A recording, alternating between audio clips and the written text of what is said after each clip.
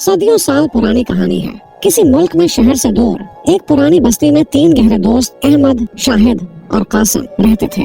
گاؤں والوں کے درمیان ان کی دوستی ایک مثال تھی، جیسے ایک درخت کی 3 شاخیں جو الگ ہو کر بھی جڑی رہتی ہیں۔ تینوں دوست بچپن سے ایک ساتھ ہنستے کھیلتے اور ایک دوسرے کے دکھ سکھ میں شریک ہوتے آئے تھے، مگر وقت ہمیشہ ایک سا نہیں رہتا۔ زندگی کی سختیوں نے انہیں ایسے گھیر لیا جیسے نازک پرندہ طوفان کے ضد میں آیا ہو۔ ان کے روزگار کے دروازے بند ہونے لگے، غربت کا سایہ گہرا ہوتا گیا اور روٹی کے لالے پڑ گئے۔ دن بدن بڑھتی مشکلات نے ان کے حوصلے کو بھی آزمانا شروع کر دیا تھا۔ جہاں پہلے قہقہے گونجتے تھے، اب وہاں فکر کی چادر تنی تھی۔ آخر ایک دن جب بھوک اور پریشانی حد سے بڑھ گئی تو انہوں نے فیصلہ کیا کہ اب گاؤں چھوڑنا ہوگا، کہیں اور جا کر قسمت آزمانا ہوگا۔ وہ جانتے تھے کہ اپنا گاؤں چھوڑنا آسان نہیں ہے، مگر ٹھہرے رہنے کا مطلب تھا کہ غربت انہیں نگل جائے گی۔ انہوں نے اپنی معمولی سی جمع پونجی اکٹھی کی، چند جوڑے کپڑے اور تھوڑا سا راشن ساتھ لیا اور امیدوں کے سہارے ایک نامعلوم منزل کی طرف نکل پڑے۔ راستہ طویل تھا اور قدموں میں تھکن کی چاپ تھی، مگر ان کے دل میں امید کا چراغ روشن تھا۔ وہ ایک بہتر زندگی کے خواب آنکھوں میں بسائے اپنے گاؤں کی مٹی کو پیچھے چھوڑتے جا رہے تھے۔ کئی گھنٹوں کی مسافت کے بعد وہ ایک اجنبی علاقے میں پہنچے۔ چاروں طرف سنسان میدان، گھنے درخت اور ایک عجیب سی پراسرار خاموشی چھائی ہوئی تھی، جیسے یہ جگہ صدیوں سے وقت کی قید میں ہو، جہاں ہوا بھی سرگوشیوں میں بات کرتی ہو۔ سورج آہستہ آہستہ مغرب کی گود میں اترنے لگا، آسمان کے دامن اندھیروں سے بھرنے لگے اور شام کی ٹھنڈی ہوا نے تھکن کو اور نمایاں کر دیا۔ تینوں دوست ایک بڑے سایہ دار درخت کے نیچے بیٹھ گئے۔ احمد نے اپنی چادر بچھائی، شاہد نے پانی کی چھوٹی سی مشکیزہ نکالی اور قاسم نے ایک خشک روٹی توڑ کر سب میں بانٹ دی۔ خاموشی میں بس پرندوں کی مدم چہچہاہٹ تھی۔ قاسم نے تکے ہوئے لہجے میں کہا، کیا گاؤں چھوڑ کر ہم نے صحیح فیصلہ کیا؟ احمد نے آسمان کی طرف دیکھا جہاں چمکتے ستارے ابھرنے لگے تھے اور مسکرا کر بولا، جب کشتی ہوا کے زد میں آئے تو اسے بچانے کے لیے کنارہ چاہیے، چاہے وہ دور کیوں نہ ہو۔ یہ سن کر شاہد نے ایک گہری سانس لی، اپنے جوتے اتار کر ایک طرف رکھے اور زمین پر لیٹ گیا۔ جو بھی ہوگا اکٹھے سامنا کریں گے۔ یہ کہتے ہی تینوں دوست تکن سے بے حال انہی خیالات میں ڈوبے آسمان کے نیچے لیٹ گئے۔ سنسان علاقہ تھا، دور دور نہ کوئی چراغ اور نہ کوئی آدمی تھا، لیکن تینوں دوست ایک دوسرے کے حوصلے کا سہارا تھے۔ وہ تکے ضرور تھے، مگر خوف کو اپنے اوپر حاوی نہیں ہونے دیتے۔ گہری رات کے سناٹے میں اچانک ایک پراسرار آواز گونجی جس نے انہیں لرزا کر رکھ دیا۔ احمد نے ہلکی آواز میں بولا، یہ آواز خطرناک سا لگ رہا ہے۔ شاہد اور قاسم ایک دم سیدھے ہو کر بیٹھ گئے، ان کے دل کی دھڑکنیں تیز ہو گئیں۔ شاہد نے دھیرے سے کہا، یہ کیا بلا ہو سکتا ہے؟ آدمی تو نہیں لگ رہا۔ تینوں دوست دھیرے دھیرے سرگوشیوں میں بات کر رہے تھے کہ اچانک دور گھاس میں کوئی چیز تیزی سے حرکت کرنے لگی۔ آنکھوں کے کونے سے احمد نے دیکھا کہ ایک خوفناک بھیڑیا ان کی طرف لپک رہا تھا۔ احمد زور سے چیخا اور تینوں دوست ایک ساتھ اٹھ کھڑے ہوئے۔ خوف نے ان کے جسم میں بجلی کی لہر دوڑا دی اور وہ اندھیرے میں جان بچانے کے لیے تیزی سے دوڑا۔ بھیڑیا پیچھے سے ان پر جھپٹنے کے لیے دوڑا۔ اس کی بھاری سانسیں اور خوفناک غراہٹ ان کے کانوں میں گونجنے لگی۔ اندھیرے میں بھاگتے بھاگتے وہ ایک کھلے میدان میں جا پہنچے جہاں دور ایک ٹمٹماتی روشنی نظر آ رہی تھی۔ وہ دیکھو، آگ جل رہی ہے، احمد نے چیختے ہوئے کہا۔ تینوں دوست اپنی آخری ہمت جمع کر کے روشنی کی طرف دوڑ پڑے۔ جیسے ہی وہ قریب پہنچے انہیں ایک گھر نظر آیا جس کے باہر آگ کے شعلے بڑک رہے تھے۔ بھیڑیے اب واپس جا چکے تھے۔ احمد نے کہا، آدھی رات کو کسی کے گھر میں گھسنا تہذیب کے خلاف ہے، لہٰذا دروازہ کھٹکھٹانے کے بجائے تینوں دوست باہر بیٹھ گئے اور صبح ہونے کا انتظار کرنے لگے۔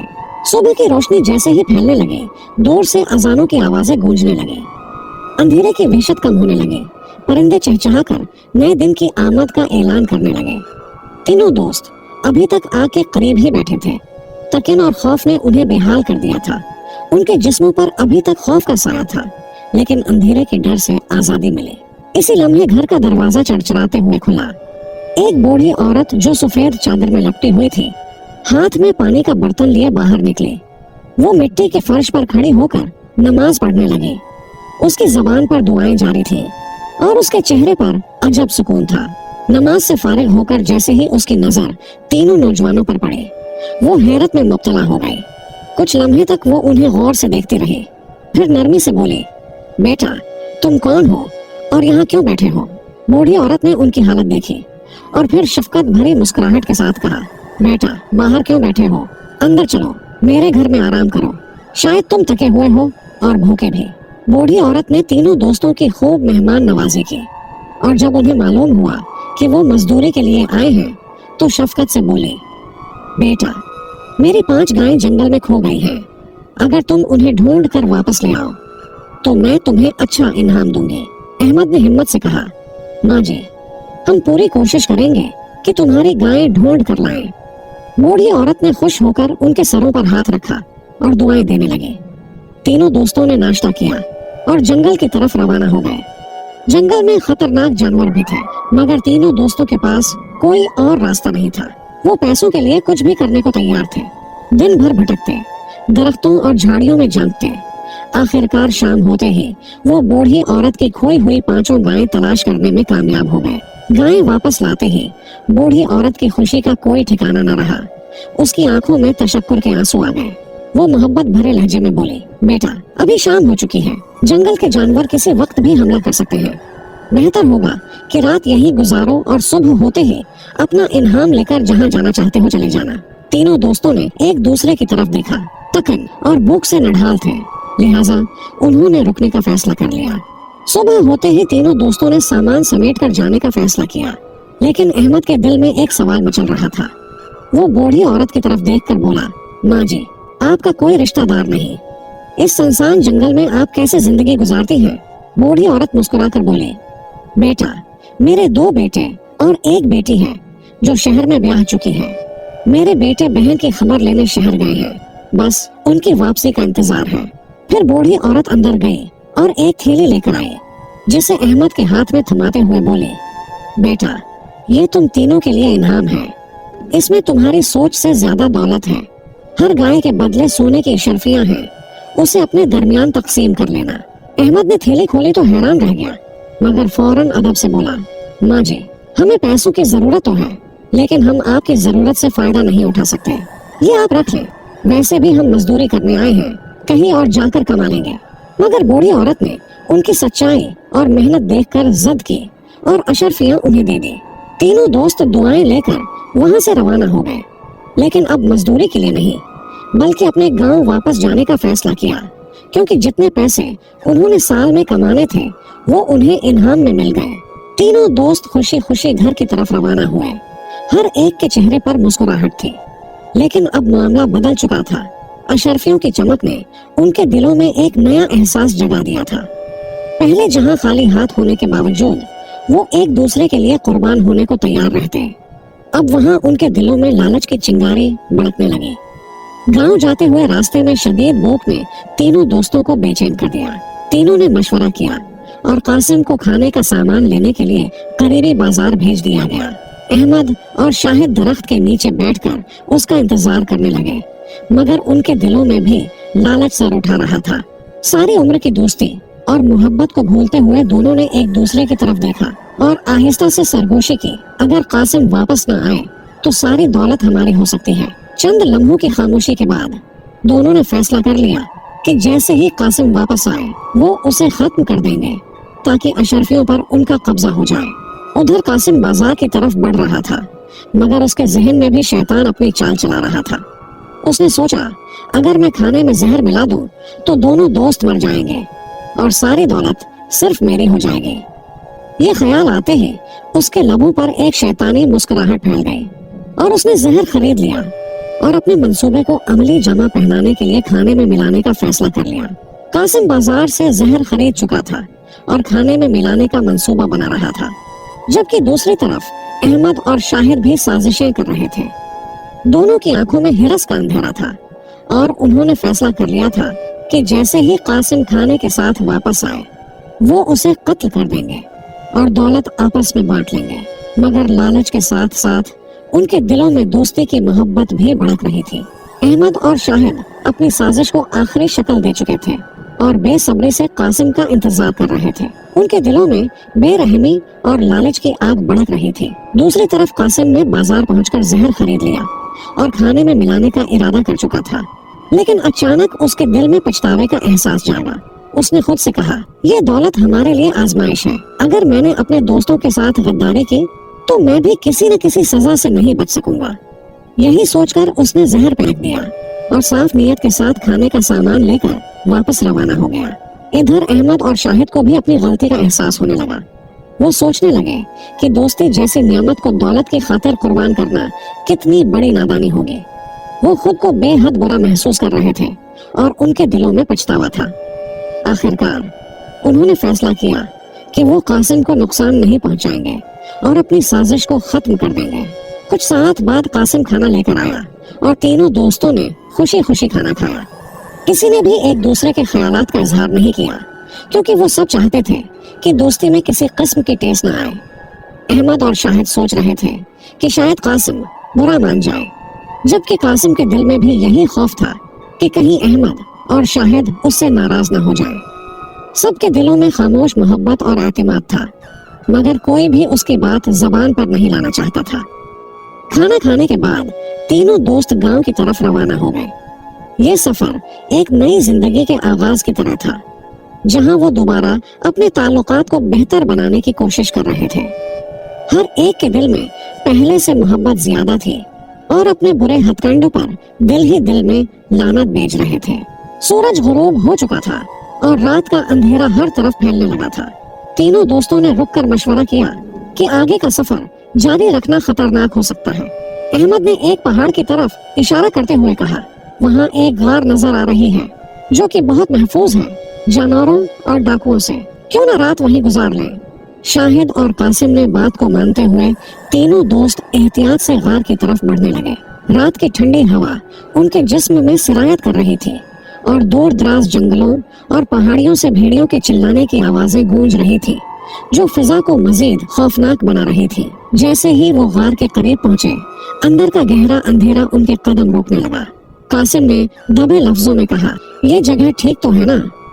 अहमद ने हल्की सी हंसी के साथ जवाब दिया, अब रुकने का वक्त नहीं, अंदर चलते हैं। तीनों दोस्तों ने गार का अच्छी तरह जायजा लिया और तसल्ली करने के बाद अंदर दाखिल हो गए। सबने एक दूसरे की तरफ देखा और जमीन पर लेट गए, इस उम्मीद के साथ कि रात सुकून से गुजर जाएगी और सुबह होते ही गांव की तरफ रवाना हो जाएंगे।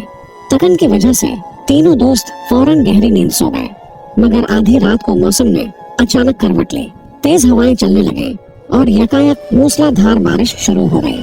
तूफानी झकड़ों ने गार के इर्द गिर्द शोर मचा दिया। तीनों दोस्त एक बार फिर खौफ में मुब्तला हो गए और दुआ करने लगे कि रात खैरियत से गुजर जाए ताकि वो सुबह सलामत अपने घर पहुंच सके। तूफान की शिद्दत बढ़ती गई। तेज हवाओं से दरख्त जड़ों से उखड़ने लगे और गर्ज चमक के साथ बारिश गजब ढाने लगे। अचानक पहाड़ की चोटी से एक बड़ा पत्थर लड़कता हुआ नीचे आया और गार के मुंह पर आ गिरा। मिट्टी और छोटे पत्थर इधर उधर बिखर गए और गार का रास्ता मुकम्मल तौर पर बंद हो गया। आधी रात का सन्नाटा तूफानी बारिश के बावजूद बरकरार था, मगर तीनों दोस्तों को अभी तक ये मुकम्मल तौर पर वाज़ेह नहीं हुआ था कि गार का रास्ता बंद हो चुका है। वो बस सर्दी और थकन से नाडाल थे, इसलिए मजीद कुछ सोचे बगैर दोबारा सोने की कोशिश करने लगे। सुबह के वक्त अहमद सबसे पहले जागा। उसने गार के अंदर अंधेरा देखा और सोचा कि शायद अभी तक सुबह नहीं हुई, लेकिन जब वो गार के मुंह के करीब गया तो उसे पता चला कि गार का रास्ता एक बड़े पत्थर से बंद हो चुका है। अहमद ने फौरन शाहिद को जगाया और दोनों ने मिलकर पत्थर को हटाने की कोशिश की। वो अपनी पूरी ताकत इस्तेमाल कर रहे थे, मगर पत्थर अपनी जगह से जरा भी न हिला। दोनों मायूस हो गए और कासिम को भी जगा लिया। तीनों दोस्तों ने मिलकर जोर लगाया। उनके हाथ जख्मी हो रहे थे। सख्त सर्दी के बावजूद माथे पसीने से तर थे। वो बारी बारी अपनी पूरी ताकत आजमाते, मगर पत्थर अपनी जगह अटल था। इस वक्त उन्हें अपनी बेबसी का शिद्दत से एहसास हुआ। कई कोशिशों के बाद तीनों ने मिलकर एक आखिरी जोर लगाया और पत्थर नीचे लुढ़क गया। गार का रास्ता खुल गया और रोशनी अंदर आ गई। उन्होंने सुकून का सांस लिया और अल्लाह का शुक्र अदा किया कि वो इस मुसीबत से बच गए। बाहर निकलकर तीनों ने दोबारा अपने सफर का आगाज किया। रास्ते में हर एक अपनी सोचों में गुम था। अहमद ने सोचा, اگر ہم نے قاسم کو نقصان پہنچایا ہوتا تو آج ہم اس پتھر کو ہٹانے میں ناکام رہتے اور اندر ہی مر جاتے۔ قاسم کے دل میں یہ خیال آیا، اگر میں نے کھانے میں زہر ملا دیا ہوتا تو اب میں اکیلا پتھر کیسے ہٹاتا اور اندر ہی مرتا۔ بالآخر تینوں دوستوں نے ایک دوسرے سے معافی مانگی اور گاؤں پہنچ کر ایمانداری سے پیسے تقسیم کر لیے۔ اب وہ پہلے سے بھی زیادہ قریب ہو گئے اور بھائیوں کی طرح زندگی گزارنے لگے۔ اس آزمائش نے ان کے دل و دماغ پر گہرا اثر چھوڑا اور انہیں احساس ہوا کہ لالچ صرف دوسروں کے لیے نہیں بلکہ خود انسان کے لیے بھی تباہی کا سبب بن سکتی ہے۔ پیارے دوستوں، اس کہانی میں ہمیں 3 اہم تعلیمات ملتی ہیں۔